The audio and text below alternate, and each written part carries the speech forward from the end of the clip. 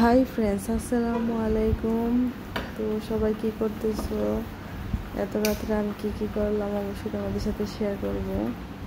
এই তো দেখো, আমি পুরোটা ঘরই পরিষ্কার করলাম, গুছাইলাম, মুছলাম। রাত বাজে 11টা। তো আমি শেষ করে সাথে সাথে চলে আসছি ভিডিওটা আপলোড করার জন্য, কারণ আমি বাবুকে ঘুম পাড়িয়ে রাত্রে কাজ করতে হয়, তাই ভাবলাম যে তোমাদের সাথে একটু শেয়ার করি কি করলাম। এই তো দেখো কত সুন্দর করে রুমগুলো সব গুছিয়ে নিলাম। আবার দেখা যাবে দিন হলেই বাইরে এলোমেলো করে ফেলে। যাক, তারপরও দিন শেষে রাতে না গোছাইলে ঘুম হয় না আমার।